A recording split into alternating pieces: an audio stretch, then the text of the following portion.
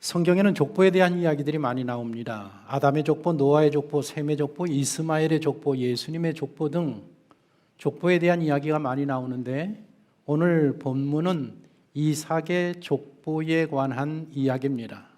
성경에서 누구의 족보를 거론한다라는 것은 그 내용이 중요하다라는 의미를 담고 있습니다. 족보가 무엇입니까? 한 집안의 뿌리를 알 수 있는 역사책이 족보입니다. 이삭의 족보는 한 신앙의 가문이 어떻게 믿음을 계승해가는 그 역사를 우리에게 보여주고 있습니다. 이삭은 믿음의 조상 아브라함의 아들로 태어났습니다. 이삭은 어머니의 장례식을 치른 후에 40살이 되는 늦은 나이에 리브가와 혼인을 합니다. 하지만 아내의 불임으로 15년간 이상 기도해서 자녀를 가진 믿음과 기도의 사람이었습니다. 이삭은 마침내 60세의 쌍둥이 아버지가 됩니다. 그 후 아버지 아브라함을 모시고 아내와 두 아들과 나름대로 행복한 인생을 살다가 180살로 생애를 마감한 사람이 이삭입니다. 혼인을 해서 자녀를 갖지 못하던 이삭이 15년 이상을 포기하지 아니하고 꾸준히 기도해서 마침내 두 자녀를 낳게 됩니다. 하나님은 하나님의 백성에게 약속하셨습니다. 내 이름으로 무엇이든지 내게 구하면 내가 행하리라. 우리도 이삭처럼 마음의 소원을 갖고 포기하지 않고 꾸준히 기도하면 반드시 기도의 응답을 받을 수 있습니다. 바라기는 올해 주일 예배 전에 드리는 30분 기도, 또 매일 드리는 새벽 기도, 아침 기도, 저녁 기도를 통해서 많은 기도의 응답의 역사를 체험하는 한 해가 되시기를 축복합니다. 오늘 본문 22절부터 마지막 9절까지는 기도로 얻은 두 아들에 대한 이야기입니다.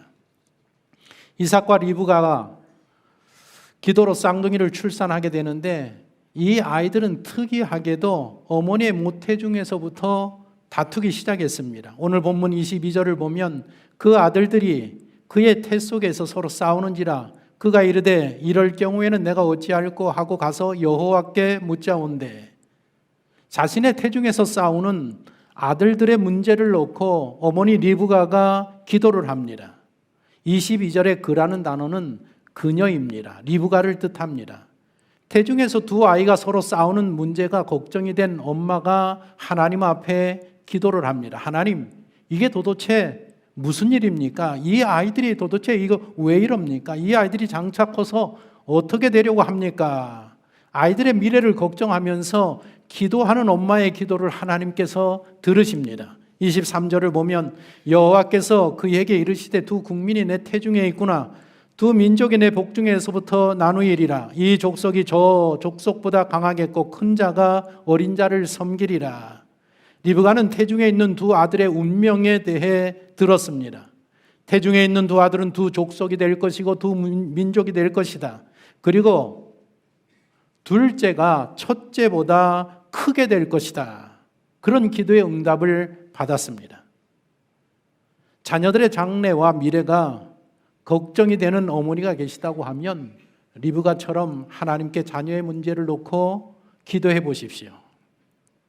저희 어머니도 제가 신학을 하다가 도중에 포기하고 그만두니까 신학을 하다가 제가 포기하고 한 거의 7년 정도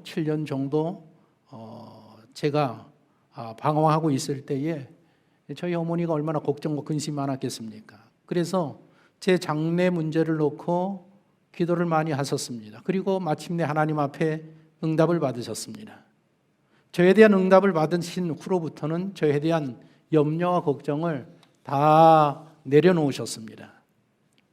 제가 우리 교회에 부임하자마자 췌장 수술을 하게 되었을 때도 가장 큰 수술인데 위험한 수술이었는데 췌장 수술 들어가기 전에 저희 어머님께서 제게 하시는 말씀이 나는 너에 대해서 하나님 앞에 받은 응답이 있기 때문에 이번 수술에 있어서도 전혀 걱정하지 않는다라는 말씀을 제가 들었습니다. 여러분들 자녀의 문제를 놓고 기도하시면 반드시 하나님께서 응답해 주십니다.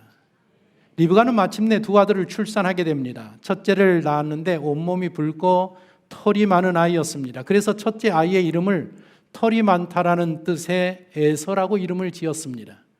연이어서 둘째를 낳는데 이 둘째는 먼저 나오는 형의 발꿈치를 잡고 나왔습니다. 그 모습을 본 부모들은 둘째 아이의 이름을 발꿈치를 잡았다라는 뜻의 야곱으로 지어주었습니다. 이삭은 그렇게 60세에 두 아이의 아빠가 되었는데 이 두 아들을 낳았을 때 이삭보다 더 기뻐한 사람이 있습니다. 누구겠습니까? 바로 그 아이들의 할아버지가 되는 아브라함이었습니다. 에서는 어려서부터 칼을 허리에 차고 활과 화살을 갖고 다니면서 전쟁놀이를 좋아하는 아이였습니다. 성장에서는 마침내 사냥에 능숙한 사냥꾼이 됩니다. 에서는 문 여성들의 선망의 대상이었습니다. 건장한 근육질의 체격을 가지고 있고 호남형의 붉은 얼굴이었고 털이 북실북실하고 외향적인 성격에 용맹하고 무서움을 모르는 굉장히 활동적인 남성이었습니다. 여성들의 마음을 심쿵하게 만드는 그런 남자였습니다. 동생 야곱은 조용한 사람이었습니다. 본문에서 야곱을 조용한 사람, 탐이라는 그 히브리어를 사용했습니다. 조용하다라는 이 탐이라는 단어는 교양이 있다, 세련됐다라는 의미를 담고 있습니다. 야곱은 내성적이지만 얌전하지만 말수도 적지만 대단히 교양을 갖춘 남자였다라는 뜻입니다. 어려서부터 늘 장막에 머물면서 어머니의 요리 솜씨를 이어받아서 셰프 수준급의 요리를 잘하는 남자였습니다. 형과는 정반대의 성격을 소유하고 있습니다. 성경적인 관점에서 이 두 아들을 보면 성경은 에서보다 야곱에게 후한 점수를 항상 주고 있습니다. 성경은 사냥꾼에 대해서는 대단히 비우호적인 자세를 취하고 있습니다. 창세기 10장에 거론하는 최초의 사냥꾼 니므롯에 대해서 부정적으로 말하고 있습니다. 사냥꾼 니므롯은 하나님을 대적하고 세상의 성읍들을 건축하고 힘과 폭력을 행사하면서 힘으로 살아가는 인물로 묘사하고 있습니다. 성경은 니므롯이나 에서 같은 사냥꾼을 힘과 폭력을 행하는 그런 유의 사람으로 취급하면서 부정적인 평가를 내리고 있습니다. 성경이 제시하는 이상적인 지도자상은 양떼를 이끄는 목자상입니다. 야곱은 장막에 거하면서 양들을 키우는 목자였습니다. 우리는 야곱하면 야곱을 별로 좋지 않게 생각합니다. 하지만 성경은 그렇지 않습니다. 야곱에 대해서 비난하는 말을 들을 수가 없고 그를 부정적으로 평가하지도 않고 있습니다. 반면에 에서에 대해서는 늘 부정적인 평가를 내립니다. 오늘 본문 마지막 구절에서도 에서는 장자의 명분을 가볍게 여긴 인물이라면서 부정적인 말을 하고 있습니다. 이 두 아이들을 향한 부모의 사랑도 갈립니다. 아버지 이삭은 첫째 아들 에서를 사랑했습니다. 그 이유는 에서가 사냥해온 고기를 좋아했기 때문이라고 본문에 기록하고 있습니다. 아들이 사냥해온 고기를 즐겨하는 아버지였다라는 이 구절을 읽을 때 우리는 아담과 노아를 생각하게 되는데 이들에게는 공통점이 있습니다. 아담은 먹는 일에 실패를 했고 노아는 마시는 일로 실패를 하고 이삭은 고기를 탐하는 일로 실패를 하게 됩니다. 사람이 무엇인가에 유난히 집착한다라는 것은 별로 좋지 않다라는 것을 깨닫게 하는 대목입니다. 아버지 이삭은 첫째 에서를 사랑했지만 어머니 리브가는 둘째 야곱을 아끼고 사랑합니다. 성경은 리브가가 에서보다 야곱을 더 사랑한 이유에 대해서 말해주지 않습니다. 성경에 구체적인 기록은 없지만 아마 어쩌면 이 야곱은 늘 엄마 옆에서 도와주는 아들이었기 때문에 사랑했을지도 모르겠습니다. 아니면 어쩌면 첫째가 둘째를 섬기게 되리라는 야곱이 에서보다 더 크게 되리라는 그들의 운명을 들었기 때문에 야곱을 더 사랑했을지도 모르겠습니다. 이유는 잘 모르겠습니다. 리브가는 임신 중에 두 아들의 운명에 대해서 듣습니다. 그리고 어느 날 그 운명대로 흘러가는 한 사건이 발생합니다. 그날은 사냥을 나갔던 에서가 사냥에 실패하고 돌아온 날입니다. 실력 있는 사냥꾼이었던 에서였지만 그날은 아무것도 잡지 못하고 빈손으로 돌아옵니다. 온종일 산과 들을 뛰어다녔지만 한 마리의 짐승도 잡지 못했습니다. 줄이고 지친 채로 돌아온 에서는 몹시 배고팠습니다. 짐승을 포획한 날에는 아무리 힘들어도 배고픈 줄 모르는데 이렇게 사냥에 실패한 날에는 유독 심신이 피곤하고 허기를 느끼게 되는 것입니다. 굶주린 배를 움켜쥐고 집으로 돌아왔을 때 마침 동생이 요리를 하고 있습니다. 빵을 굽고 수투를 만드는 음식 냄새가 집안에 진동을 합니다. 더욱 허기를 느끼는 형은 지금 요리한 음식을 좀 달라고 동생에게 말합니다. 이에 동생이 기다렸다는 듯이 거래를 제안합니다. 형의 장자 명분을 내게 넘기면 내가 만든 이 수튜와 빵을 형에게 제공하겠다. 이 제안에 대한 에서의 대답을 보십시오. 오늘 이야기의 핵심이 바로 이 대목에 있습니다. 본문 32절입니다. 에서가 이르되 내가 죽게 되었으니 이 장자의 명분이 내게 무엇이 유익하리요? 내가 배고파서 죽을 지경인데 이따위 장자의 명분이 내게 무슨 소용이 있겠느냐며 동생의 제안을 받아들입니다. 그러자 용이 주도한 동생이 재차 다짐을 받아냅니다. 내게 장자의 명분을 분명히 넘긴다고 지금 이 자리에서 하나님 앞에 맹세해라.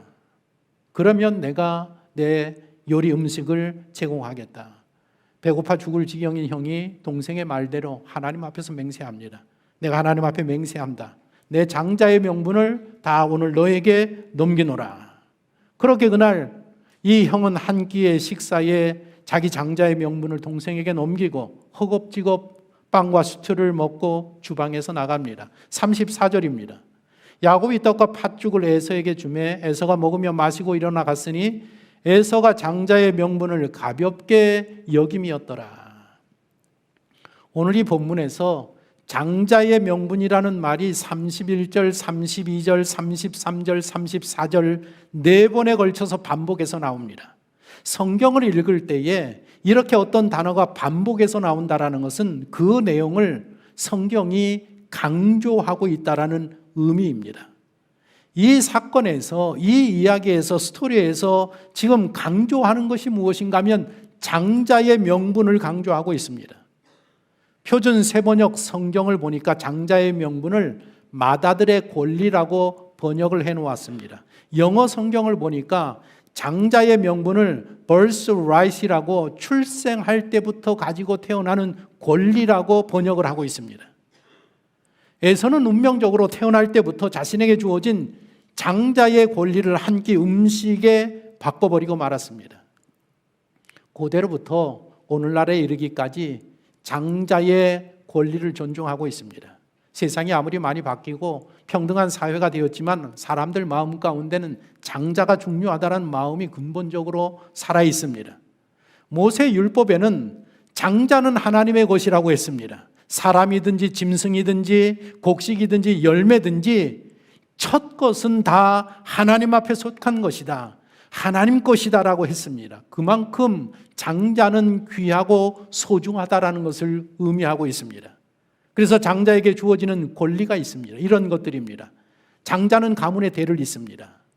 대를 잇는다라는 것은 지금 이게 족장시대인데 족장시대의 한 가문의 아버지를 이어서 그 부족의 족장이 된다라는 의미입니다. 가문을 다스리는, 이끄는 지도자가 되는 그런 권리를 가지고 있습니다. 장자는 아버지의 상속물의 2배를 받습니다. 에서와 야곱이 지금 이 집안의 아들입니다. 이처럼 집안의 아들이 둘일 경우에는 맏아들이 모든 아버지의 재산을 상속받는 겁니다. 둘째는 받을 게 하나도 없습니다. 그리고 세 번째로 장자는 가족의 연대와 유산을 보존하는 큰 권한을 갖습니다. 지금 이 아브라함의 가문은 믿음의 가문입니다. 믿음의 가문이기 때문에 장자가 되었다라는 것은 아브라함에게 주어진 하나님의 약속, 축복의 언약을 이어받는 권리를 가지고 있는 사람이 장자입니다. 이런 대단한 권리를 지닌 장자의 명분을 에서는 가볍게 여겼습니다. 왜 그런 실수를 범하고 있을까요? 장자의 진정한 가치를 몰랐고 몰라서 귀하게 여기지 않았고 관심도 갖지 않았습니다. 어느 정도로 하찮게 여겼는가 하면 한 끼 식사와 맞바꿀 정도의 것으로 여기고 있었습니다. 내가 배고파 죽게 생겼는데 이 장자의 명분이 내게 무슨 소용이 있느냐 하면서 그렇게 가볍게 여겼습니다.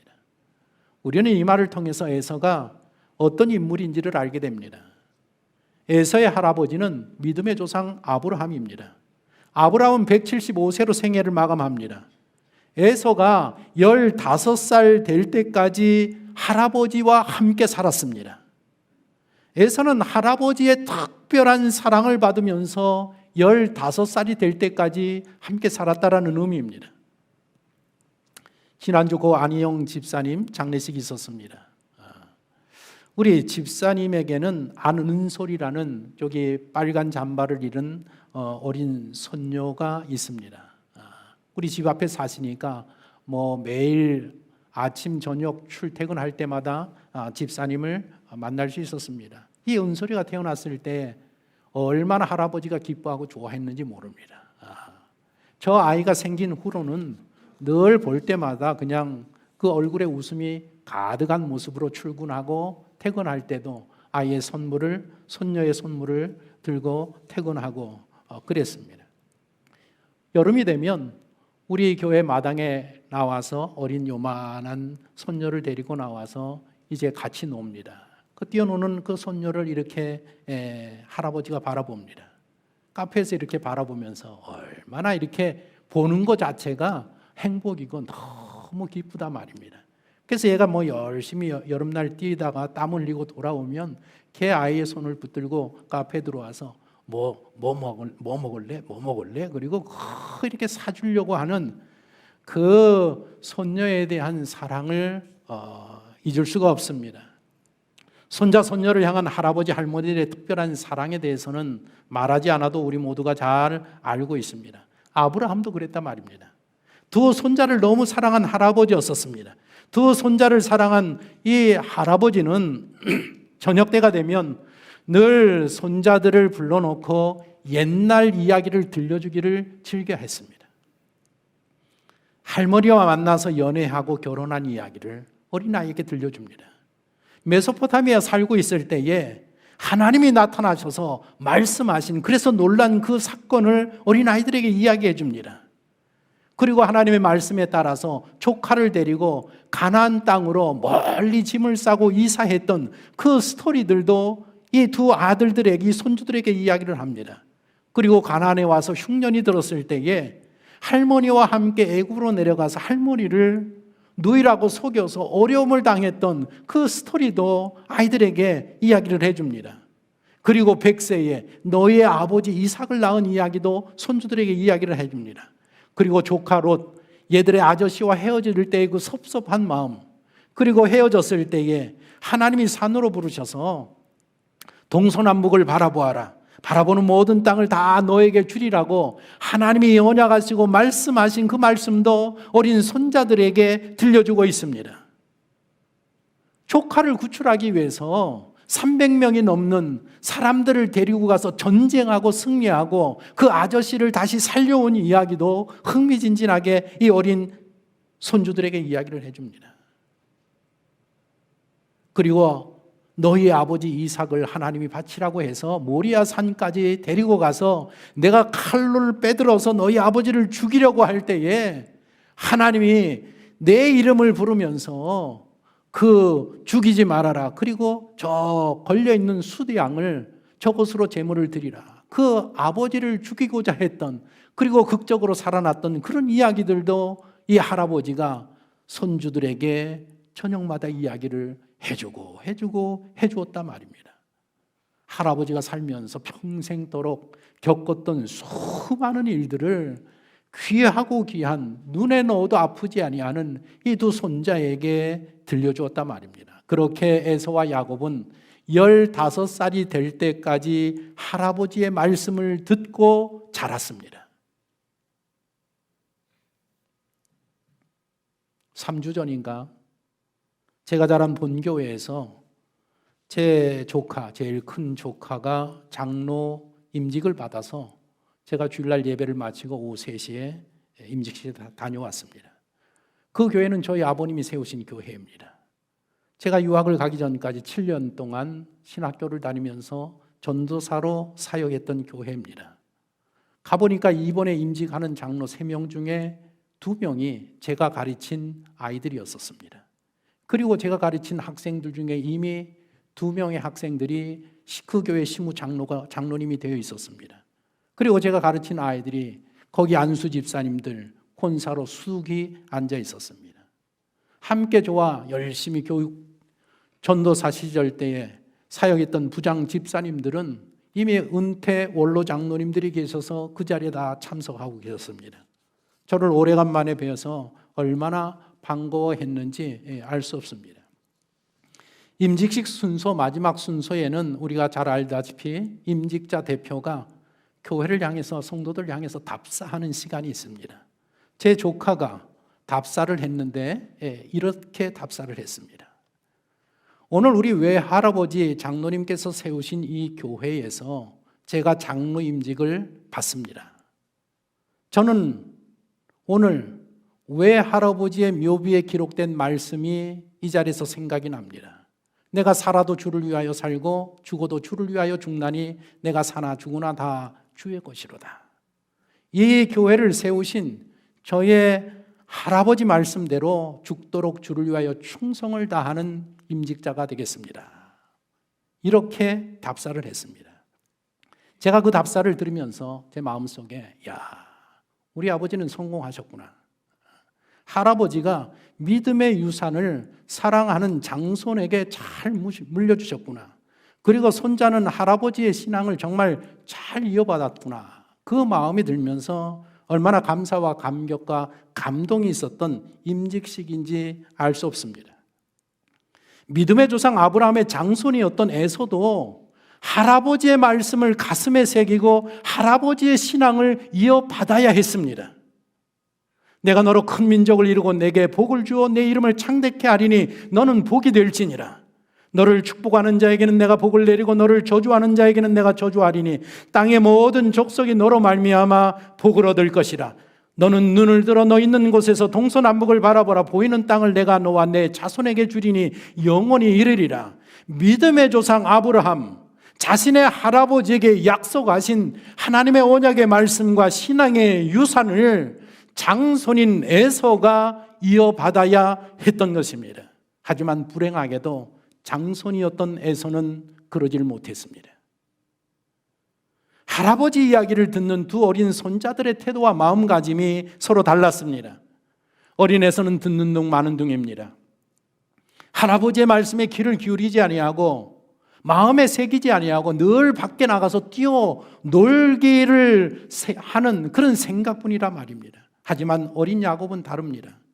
하나님에 대한 이야기를 들려주시는 그 할아버지를 호기심 어린 눈으로 바라보면서 들려주는 이야기에 귀를 기울이면서 마음에 새기고 있습니다. 그리고 성장해 가면서 자신이 할아버지의 기업을 이어받지 못하는 둘째라는 것에 너무 속상해했습니다. 어린 야곱의 마음속에는 늘 할아버지의 영적인 축복권에 대한 사모하는 마음이 있었다라는 것입니다.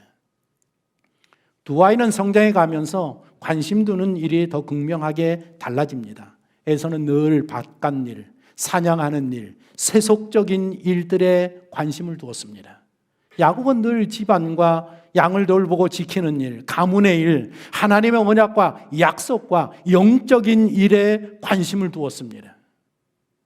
신약 성경 히브리서는 아브라함의 두 손자였던 에서와 야곱에 대한 평가를 내립니다. 히브리서 11장 21절을 보십시오. 우리 같이 한번 읽어보겠습니다. 믿음으로 야곱은 죽을 때에 요셉의 각 아들에게 축복하고 그 지팡이 머리에 의지하여 경배하였으며, 히브리서 기자가 야곱을 어떻게 평가하는가 하면 야곱이란 인물은 결국에 아버지 이삭과 할아버지의 믿음을 이어받아서 믿음의 선조가 되었다. 아버지와 할아버지로부터 장자의 명분을 이어받아서 자녀들을 축복하는 큰 믿음의 사람이 되었다라고 평가를 내리고 있습니다. 반면에 에서는 어떻게 평가하는지 아십니까? 히브리서 12장 16절 17절입니다. 제가 16절 읽고 여러분들이 17절 읽습니다. 음행하는 자와 혹 한 그릇 음식을 위하여 장자의 명분을 판 에서와 같이 망령된 자가 없도록 살피라.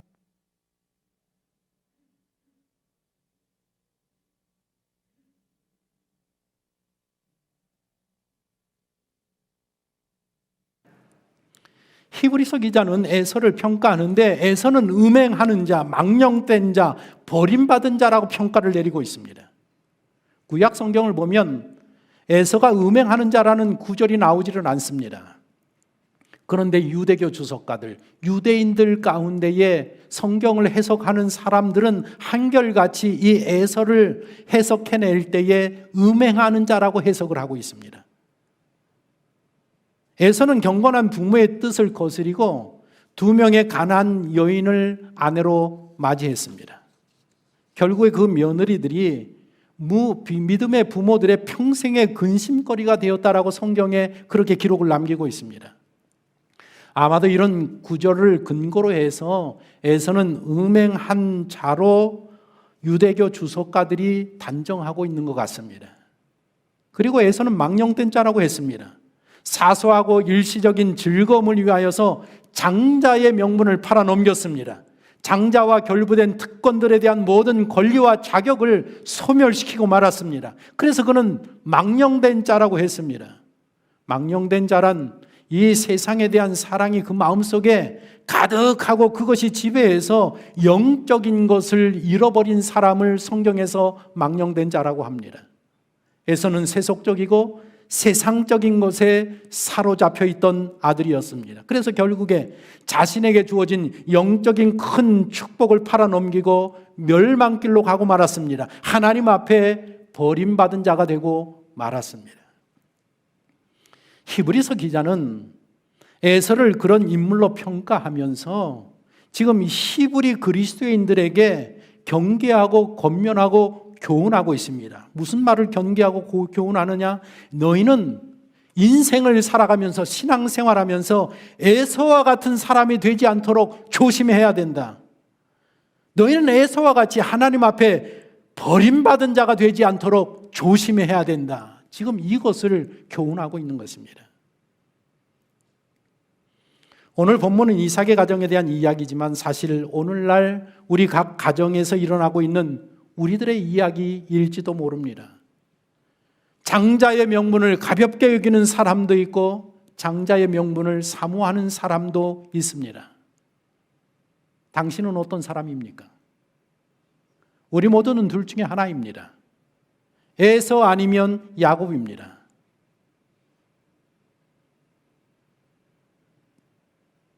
이번 그 조카 임직식에 참석하면서 기쁜 일 중에 하나는 뭔가 하면 제가 35년 전, 37년 전 그 제가 지도하고 가르쳤던 학생들이 그 본교회에 남아서 중직자들이 다 되어 있다라는 그 모습이었었습니다.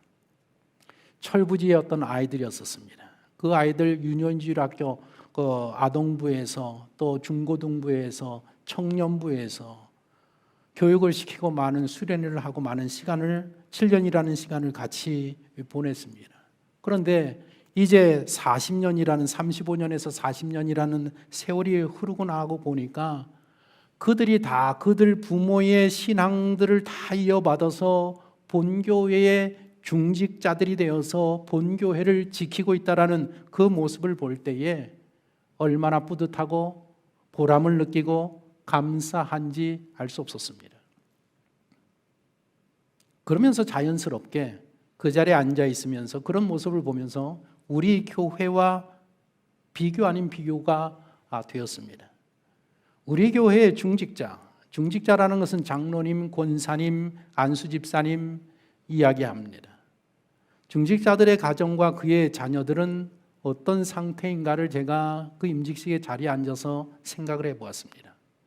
아쉽게도 장자의 명분을 가볍게 여기고 있는 것이 아닌가라는 생각이 들었습니다.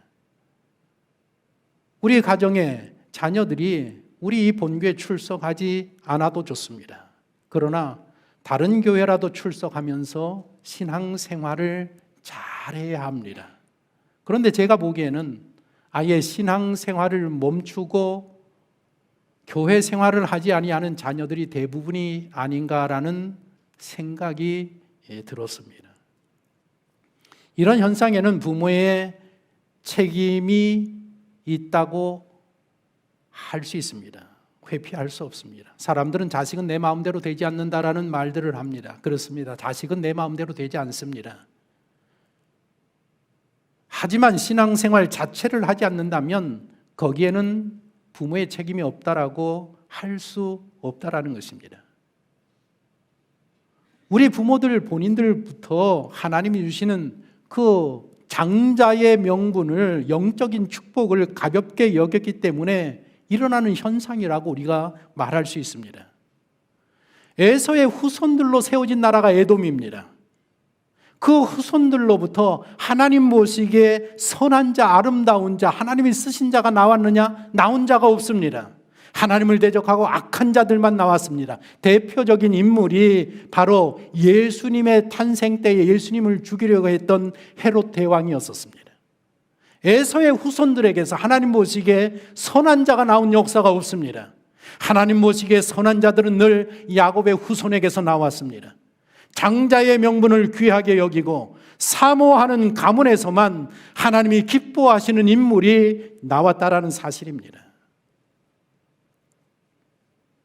설교를 준비하면서 제가 우리 교회 연역을 들춰봤습니다. 그랬더니 제가 2006년 1월에 청파중앙교회 담임 목사로 1월 첫째 주일날 부임을 했습니다. 그리고 2008년 10월에 성전 리모델링 공사를 해서 2009년 11월 22일에 새 성전 입당 예배를 드렸습니다. 1년 동안 저 지하 주차장에서 우리가 예배를 드렸습니다. 아마 많이 다 여러분들 기억하실 것입니다. 그리고 새 성전 입당 예배를 11월 22일 날 드리고 한 달 후 12월 25일 날 교회에 문제가 일어나서 소송이 진행이 되고 48개의 소송을 끝내기까지 7년이라는 세월을 보냈습니다. 저는 몇 년 전까지, 사실 최근까지, 작년까지 무슨 생각을 했는가 하면 하나님 왜 저를 이 교회에 보냈습니까? 저는 이 교회에 맞지도 않는데 이 교회가 이렇게 혼란스러워졌는데 왜 하나님이 왜 저는 이 교회에 보냈습니까? 그런 마음을 가지고 교회가 안정을 되찾으면 나는 빨리 교회를 옮겨야 되겠다. 다른 교회에서 사역하는 게 좋겠다라는 생각을 가지고 사역을 했습니다. 솔직한 말입니다. 하루속히 나는 이 교회를 떠나는 것이 이 교회에 도움이 되고 내게도 도움이 되는 것이다 라는 생각을 가지고 목회를 했습니다. 그러다 최근에 3년 전에 우리 교단의 미주 노회에서 우리 교단의 설립자이신, 이 교회의 설립자이신 김치선 목사님에 대한 포럼이 있어서 저에게 요청이 왔습니다. 그 김치선 목사님이 세운 청파중앙교회 담임 목사님이시니까 담임 그 개척자이신 목사님에 대해서 연구 발표를 부탁을 드립니다. 세계 각국에서 목사님들이 오시는데, 교단의 목사님들이 오시는데 담임 목사라고 부탁을 드려서 제가 거절할 수 없어서 알겠습니다. 그리고 그때로부터 제가 한 3개월 동안 김치선 목사님이 어떤 분인가 제가 모든 자료를 다 모아서 3개월 동안 이제 연구하기 시작했습니다. 목사님의 논문, 목사님이 쓴 책들, 목사님에 대한 일대기를 소개하는 사람들의 이야기, 목사님이 쓴 아티클들, 논문들 이런 것들을 다 들춰보면서 연구하다가 제가 비로소 발견을 했습니다. 뭘 발견했느냐? 이 자리가 원래 신학교 자리 아닙니까? 대한신학교 자리입니다. 대한신학교가 여기 먼저 섰습니다. 그리고 1년 후에 신학교 안에 청파중앙교회를 설립을 했습니다. 김신서 목사님이 청파중앙교회를 신학교 안에 설립한 목적이 뭔가 하면, 제가 글을 읽다 발견한 게 뭔가 하면 대한민국에 영적인 지도자를 길러내기 위해서 이 교회를 설립했다라는 그 취지를 제가 발견하게 되었습니다. 제 의구심이 많이 풀렸습니다. 왜 수많은 사람 중에, 수많은 목사 중에 하나님이 나를 여기 보내셨느냐. 제가 늘 마음 가운데 나는 내 목회를 하면 나는 지도자를 길러내는 그런 목회를 하겠다라는 마음을 쭉 가지고 있는데, 제가 그 대목을 보면서 하나님께서 나를 청파중앙교회 담임 목사로 보낸 것은 설립자 목사님의 비전과 그 비전이 일치했기 때문이 아닌가라는 생각이 들었습니다. 그래서 많은 과제들이 풀렸습니다. 그런데 저는 하나님께서 이렇게 귀한, 여러분들 이 청파중앙교회는 모든 교회가 다 중요하지만 청파중앙교회는 대한민국 역사에서 사실은 굉장히 깊은 의미가 있는 교회입니다. 이 교회는 다른 교회하고 다릅니다. 시간이 되면 나중에 제가 강의한 것들을 여러분들이 한번 강의하고 들려줄 텐데, 이 교회는 스토리가 있는 교회입니다. 스토리가 있는 교회입니다. 역사가 있는 교회고 정말 나라와 민족을 위해서 세워진 교회고, 이 나라가 가장 어려울 때에 이 나라의 지도자를 길러내겠다라는 비전을 가지고 세워진 교회란 말입니다. 그런 장자의 명분을 가진 교회에 저를 보내고 목회하라고 했는데, 제가 그동안 그거 깨닫지 못하고 제가 애서 같은 마음으로 귀한 것을 모르고 가볍게 여기고 이 골치 아픈 교회 빨리 정리하고 떠나가야 되겠다라는 마음을 가졌는데, 바로 내가 이 설교를 준비하면서 내가 하나님 앞에 애서였구나라는 것들을 제가 깨닫고 자복하고 회개하는 시간을 가졌습니다. 그래서 제가 새로운 마음으로 2022년 청파중앙교회에서 목회하려고 하나님 앞에 다짐하고 기도를 시작한 것입니다. 당신은 어떠하십니까? 하나님께서 구원받은 하나님의 자녀라고 하면 영적인 축복을 허락하시고 영적인 직분을 허락하시고 장자의 명분을 모두에게 다 주셨는데, 여러분들은 여러분들에게 주신 장자의 명분을 어떻게 취급하고 계십니까? 어떻게 여기고 살고 계십니까? 에서처럼 식욕을 참지 못하고 귀한 장자의 명분을 한 끼의 식사로 바꾸는 그런 삶을 살고 있지는 않습니까? 당신의 운명은 하나님께서 당신에게 주신 이 장자의 명분을 어떻게 취급하느냐에 달려 있습니다. 후손들에게 영원히 빛날 믿음의 선조로 성공한 인생을 살게 될 것인가? 아니면 사람들에게 음행한 자, 망령된 자, 하나님 앞에 버림받은 자라고 그 이름을 남기게 될 것인가?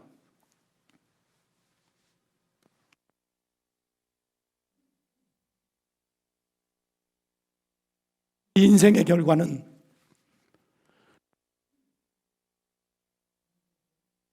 당신에게 달려있다는 것입니다. 하나님이 당신에게 주신 그 믿음, 영적인 축복들, 당신을 통해서 이어져 내려가야 될 하나님의 은혜와 하나님의 섭리와 하나님의 축복을 어떻게 받아들이고 어떻게 여기고 어떻게 물려주느냐, 이것이 당신의 인생을 결정하게 된다는 것입니다. 야곱을 보십시오. 에서는 실패했습니다. 버림받았습니다. 모든 것을 잃었습니다. 그러나 야곱은 믿음의 선조가 되었고, 믿음의 선조가 되는 사람들에게 주시는 하나님의 축복이 무엇인지 아십니까? 아브라함을 보십시오. 이제 성경을 읽어가면서 아브라함을 보시고 이삭을 보시고 야곱을 보시고 요셉을 지켜보십시오. 그들의 인생에 나올 때마다 나오는 구절이 무엇인가 하면 따라해 보십시다. 거부가 되었더라. 거부가 되었더라. 이 거부가 되었다라는 의미는 영적인 거부의 의미도 담겨져 있지만 세상에 물질적으로 축복을 받아서 거부가 되었다라는 의미입니다.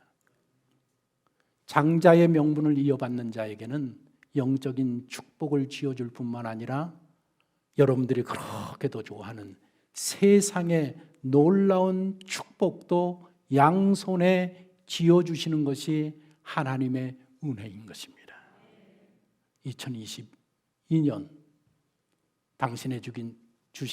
당신에게 허락하신 장자의 명분을 귀한 것으로 여기고 그것을 꼭 부여잡고 그 신앙의 유산을 여러분들의 자녀들에게 물려주는 귀한 인생 될 수 있도록 예수 그리스도의 이름으로 축복합니다.